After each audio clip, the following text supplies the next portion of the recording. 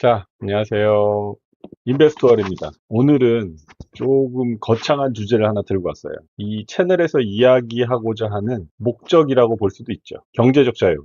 바로 오늘의 주제입니다. 자, 이거 많이 들어보셨을 텐데, 이 경제적 자유라는 단어의 정확한 의미가 뭘까요? 그리고 이거는 도대체 어떻게 이루어낼 수 있는 걸까요? 그거에 대해서 오늘은 이야기하고자 합니다. 자, 10억이 있으면 경제적인 자유를 얻었을까요? 그럼 50억은? 아니면 100억은요? 오늘 영상을 끝까지 보시면 답을 찾으실 수 있을 겁니다. 이 영상이 기대가 되면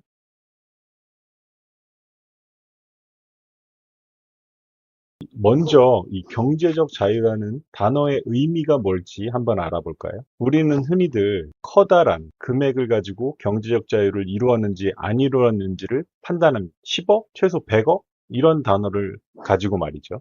그런데 저는 생각이 좀 달라요.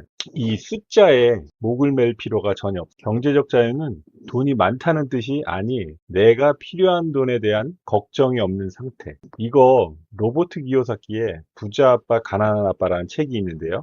그 책의 한 줄 요약입니다. 그 책 뭐 읽을 필요 없으세요. 이 단어 한 줄로 그냥 끝나는 겁니다. 진짜 딱 이거예요. 자, 조금 더 풀어보면 여러분 매달 월급 들어오시죠? 월급 아니고 매달 필요한 생활비가 어떻게든 마련이 된다라고 가정을 하시죠. 그런데 그 월급이란 단어가 어느 날 없어진다고 생각을 해보세요. 바로 심장이 철렁 하시나요? 아니면 6개월, 1년은 버티실 수 있나요? 이 질문에 대한 답, 그게 바로 여러분의 경제적 자유 수준이에요. 누군가는 월 300만 원 있으면 충분하게 쓸 수 있지만 누군가는 월 1000만 원도 빠듯할 수 있어요. 기준은 사람마다 다 다르죠. 아이가 있는지, 대출이 있는지, 어느 동네에 사는지, 전부 케이스 바이 케이스니까요. 그러니까 남들이랑 비교하실 필요가 없어요. 누구는 20억이 있대. 나는 아직 1억밖에 없는. 사실 이런 비교가 아무런 의미가 없어요. 중요한 건 수십억을 가졌느냐가 아니에요. 핵심은 딱 하나. 안정적인 현금 흐름. 이거 하나면요. 누구나 가능합니다. 예를 들면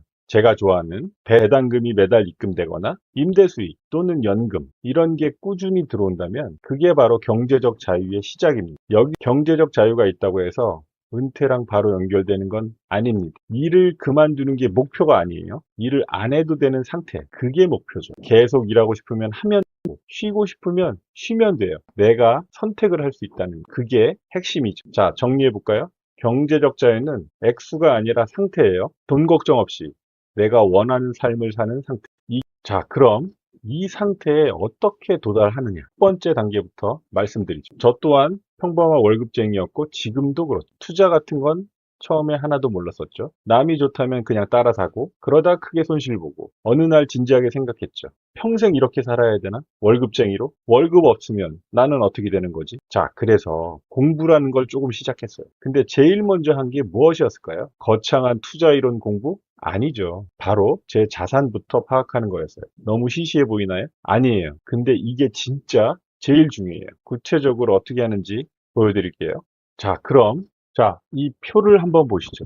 이거는 제가 2005년부터 20년 넘게 제 자산을 정리한 표입니다. 그 부동산은 빼고 금융자산만 정리한 거예요. 여기에서 보면 모든 예금 통장, 보험, 그 다음에 증권사 계좌 전부 다 제가 가지고 있는 모든 자산을 정리해 놨어요. 여기에 부채 또한 있었는데 지금 저는 부채가 없기 때문에 정리하지 않았습니다. 일단은 가장 중요한 거는 얼마의 자산을 가지고 있는지를 먼저 파악하는 거예요. 그리고 매년 저는 처음에는 매월 하긴 했는데 매월 했더니 되게 번거롭더라고요. 그래서 분기에 한번 하기도 했고요. 그러다가 현재는 매년 하는 걸로 바꿨습니다. 그거는 여러분이 알아서 하시면 되고요. 자, 여기에 보면은 맨 밑에 연 수익률을 올려놨는데요. 수익률이라기보다는 자산 증가율이라고 보시면 될 것 같아요. 왜냐하면 어떤 종목에 대한 수익률, 주식 투자에 대한 수익률 그런 것들이 아니라 제 전체 자산이 얼마나 매년 증가하고 있는가를 보여주는 거기 때문에 연 수익률이라기보다는 자산 증가율이라고 보는 게 맞습니다. 제가 첫 번째 영상에서 15년간 지금까지 손실이 한 번도 없다고 했는데 지금 2014년부터 이렇게 보면은 마이너스 난 부분들이 있어요. 자, 이 부분은 제가 중간에 어떤 자금이 필요해서 그 자금을 다른 쪽으로 잠깐 옮겨야 되는 상태가 있어요. 그래서 옮겼다가 지금 2019년, 2020년 요 시점에 다시 자산을 이동을 했거든요. 그렇기 때문에 2020년 같은 경우는 수익률이 굉장히 크죠. 요거는 그렇기 때문에 없어졌던 자산이 다시 들어왔기 때문에 수익률이 큰 거고요. 제가 이렇게 수익을 내는 경우는 거의 없습니다. 2008년도에 있기는 있었는데 이 부분은 제가 중국으로 파견 근무 나갈 때 한국에 있는 회사를 퇴직을 해야 되기 때문에 퇴직금 자체가 입금이 돼서 자산이 좀 늘었어요. 자, 제가 2005년, 2006년, 2007년도에는 제 금융자산이 얼마 되지 않았기 때문에 퇴직금이 입금되니까 자산 증가가 많이 일어난 것처럼 보여지는 착시 효과. 자, 여기서 말하고자 하는 거는, 그리고 한 가지 더 말씀드릴 거는, 연평균 수익률이 자동으로 계산돼서 나옵니다. 이렇게 따지면 연평균 수익률이 굉장히 높은 거거든요. 어떻게 따지면, 그런데 여기에 보이는 연평균 수익률은 자산 투자로 이루어낸 수익률만 보여지는 게 아니고요. 제가 월급쟁이 생활을 계속 하고 있기 때문에 급여가 여기에 포함되어 있다. 그렇기 때문에 이 정도의 수익률이 나온다라고 보시면 됩니다. 그렇다고 제가 무슨 고액 연봉자는 아니에요. 일반적인 회사 다니는 사람들의 월급과 그렇게 큰 차이가 있지는 않습니다. 말씀드리고자 하는 것은 자기의 자산이 현재 어느 정도의 상태인가를 파악하는 것이 가장 중요하다라고 말씀드릴 수 있습니다. 자, 이렇게 정리하다 보면은요, 진짜 놀라운 걸 알게 돼요. 나 돈 생각보다 많이 쓰네? 이건 좀 줄일 수 있겠는데? 이 계좌는 왜 이렇게 수익이 안 났지? 숫자로 보면요, 감정이 빠지게 되고, 팩트만 딱 보이거든요. 그게 바로 첫걸음이에요. 경제적 자유로 가는 첫걸음. 여러분도 딱 오늘 10분만 해보세요. 계좌 하나씩 적어보세요. 숫자를 보는 순간 뭔가 달라질 거예요. 그리고 팁 하나 드리면, 한 번 하고 절대 끝내면 안 돼요. 매년, 매 분기, 업데이트를 하셔야 됩니다. 흐름이 보여요. 시간에 따른 변화가 훨씬 중요하거든요. 그래야지만 내 과거, 현재, 미래를 정확하게 파악할 수 있어요. 자, 그 다음으로 준비한 거는 미래에셋 은퇴 계산기라는 겁니다. 자, 이거 광고 아니에요. 미래에셋하고 저는 전혀 상관이 없어요. 미래에셋 계좌도 없어요. 미래에셋하고 거래해 본 적이 한 번도 없어요.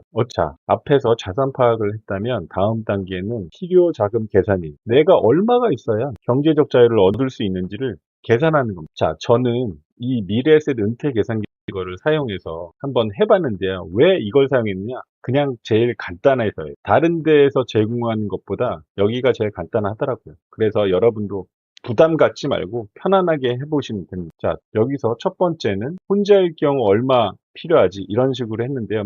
이거는 요 메뉴에서 선택하시면 바꿀 수도 있고요. 그렇습니다. 다른 메뉴들도 있는데, 저는 굳이 다른 것들은 필요 없다. 이렇게 생각해서 여기서는 요것만 하나만 선택을 해서 설명을 하도록 하죠. 사실 설명할 것도 없어요. 나이는 어떻게 되나요? 입력합니다. 저는 55. 그리고 은퇴 예상 연령. 오늘 당장, 아니 내일 당장 은퇴하고 싶기 때문에 55세 입력합니다. 그리고 필요 생활비, 평균 어느 정도 쓰는지에 대한, 그리고 제가 쓰고 싶어 하는 금액을 한번 써볼게요. 500만 원. 매월 얼마일까요? 한 달 생활비를 말하는 거죠. 500만 원. 결과 보기. 자, 제가 내일 당장 은퇴했을 때 필요한 자금은 13억 6,521만 원이라는 금액이 나왔네요. 자, 그러면 저는 내일 당장 은퇴하기 위해서는 13억 6,521만 원이 필요하다는 게 이 계산기에서 저한테 준 결과죠. 그런데 이 금액이 꼭 필요한가? 그건 아닙니다.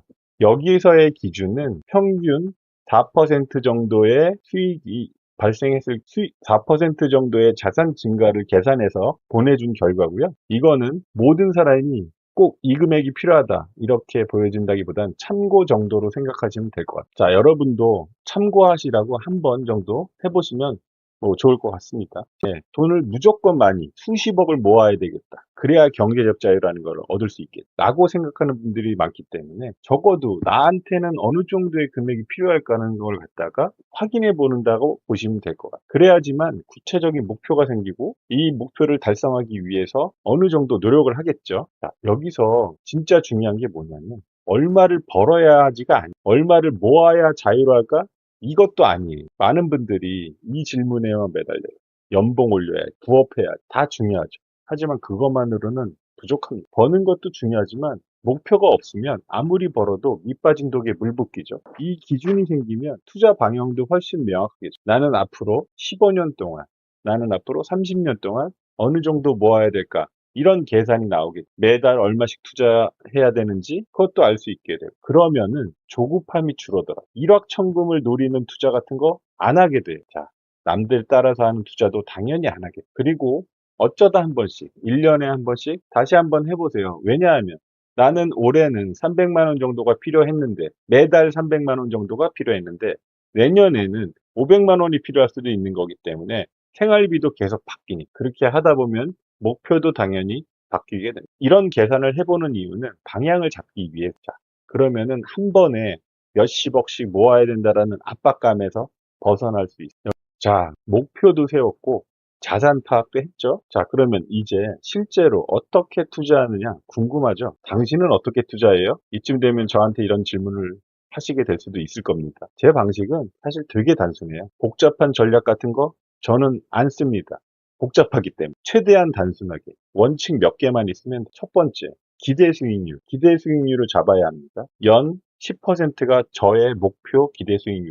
너무 높지도 낮지도 않게 제가 정한 겁니다. 욕심을 내면은 무리한 투자를 하게 되거든요. 무리한 투자를 하게 되면 반드시 실수하게 돼요. 실수한다는 건 자산의 손실로 이어집니다. 두 번째, 저는 배당 나오는 투자만 합니다. 거의 제가 가지고 있는 상품 중에 90%가 매월, 매 분기 또는 연 배당 상품. 저는 아무래도 월급쟁이 생활만 계속 했었기 때문에 한 달에 또는 정기적인 어떤 현금 흐름이 저한테는 굉장히 중요합니다. 이게 저의 마음을 편하게 해줘요. 여러분도 투자를 할 때 나는 어떻게 하는 것이 내 마음을 편하게 해주는지 투자의 원칙 또는 방법 이런 거를 찾아야 돼요. 투자 성향이라고도 할 수 있는데 이런 투자 성향, 사람마다 다 투자 성향이 다른데 똑같은 일률적인 투자를 하도록 우리나라는 대부분 그런 식으로 가이드를 합니다.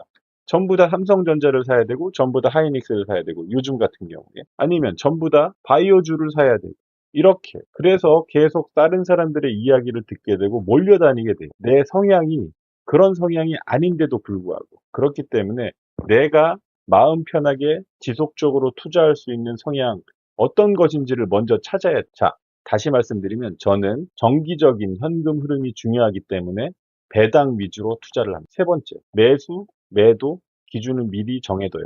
저는 시중에 나와 있는 대부분 금융상품들을 직접 다 경험을 해봤어요, 사고. 그래서 제가 어떤 상품들이 저한테 맞는지를 판단해야 되니 설명만 들어서는 절대 어떤 상품이 나한테 맞는지 알 수 없어요. 직접 해봐야 돼. 저는 그러다 보면은 나중에는 어떤 상품들은 안 사도 알게 돼요. 아, 이 상품은 나한테 맞지 않겠구나라는 것. 자, 다시 말씀드리면 매수 매도 기준에 대해서 이 매수 매도 기준을 미리 정해놓고 감정 절대 섞지 않고 주가가 떨어졌다고 겁먹지 않고 올랐다고 흥분하지 않고 원칙대로만 사고 팔고 이 가격 밑으로 떨어지면 추가 매수 이 가격 넘으면 일부 매도 이 수익 실현은 그리고 추가 매수는 매우 중요한 겁니다. 저는 손절 안 합니다.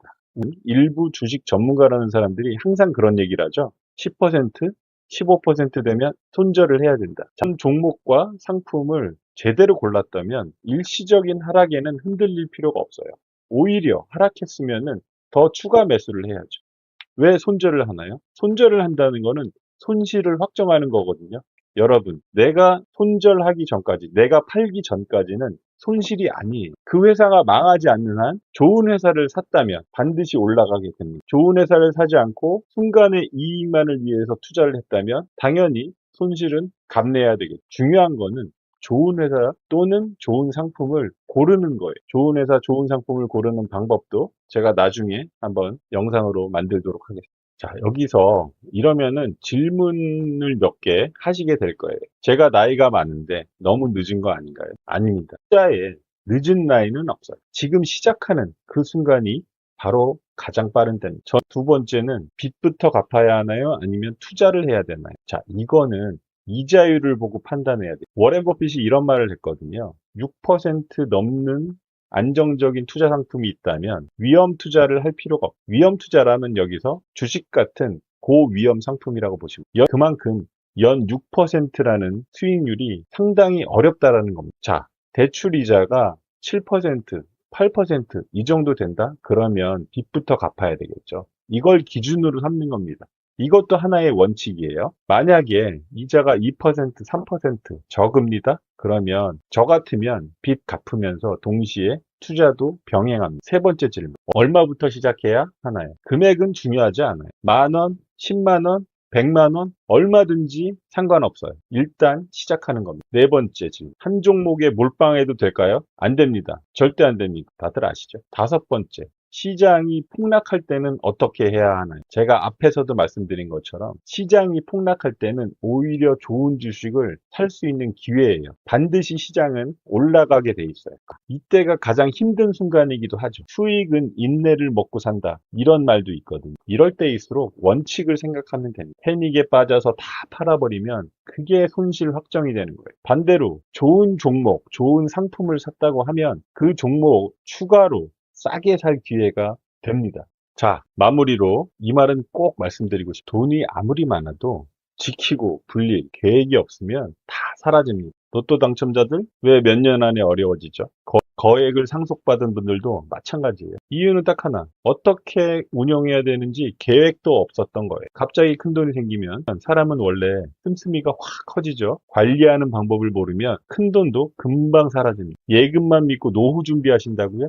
물가 상승률을 한번 생각해 보세요. 그건 투자가 아니에요. 절대 낭비에 가까워. 10년 전 물가랑 지금 물가랑 비교 한번 해보세요. 같은 돈이라도 가치가 완전 달라져. 현금 갖고 있는 거 중요한데 비상금만 가지고 있을 정도면 됩니다. 전부 다 은행에 묶어놓는 거는 정말 위험한 겁니다. 자, 오늘 영상 정리해드리면 첫 번째, 내 자산을 먼저 파악하고, 두 번째, 목표 금액을 정하고, 세 번째, 나만의 투자 원칙을 세우고, 넷째, 그 원칙을 꾸준히 지키는 것. 이것이 경제적 자유의 시작이자 끝입니다.